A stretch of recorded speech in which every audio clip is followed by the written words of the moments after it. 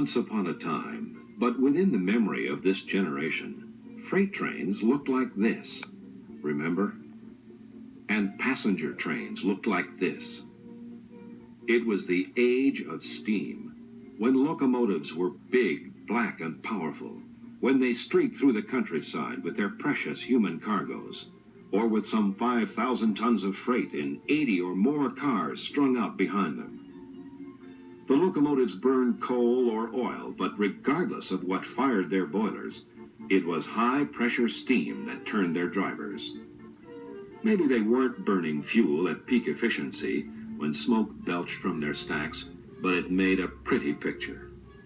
Exhausted steam from the cylinders was passed through the smokestack, creating the forced draft that made for a hotter firebox and cleaner boiler tubes. For more than a century, Americans, young and old, have been fascinated by the excitement and glamour that are part of the railroad tradition.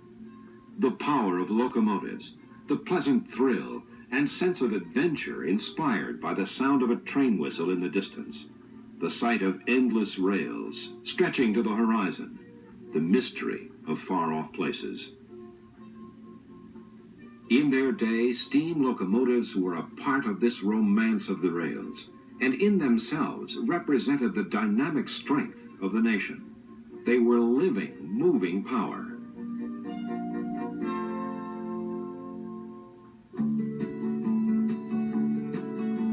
The application of this tremendous force was visible in the wonderfully coordinated movements of their ponderous drive mechanisms. Glistening piston rods drove shining crossheads back and forth in well-oiled guides.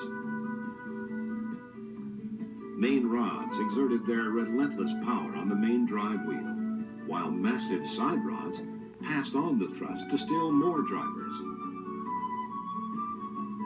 It was fascinating to watch, perhaps the most fascinating thing about steam locomotives. You could see what made them run. Some of the bigger steel giants weighed upwards of 400,000 pounds, a mammoth 200 tons. Yet they seemed possessed of a strange dynamic beauty and singular grace of movement as they thundered down the track. They had tremendous power, and applied at the drawbars of the cars they pulled, these engines moved the people and the commerce of America.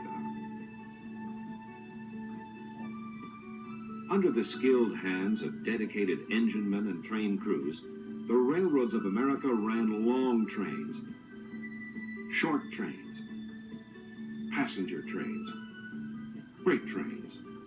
Railroads have always been, and they must continue to be, the backbone of the nation's transportation system. Our railroads are as much a part of the nation as our Army, Navy, Air Force, and Marines, because none of these great armed services could long operate without the logistical support which the railroads provide. All other transportation combined could not take over the job of the railroads.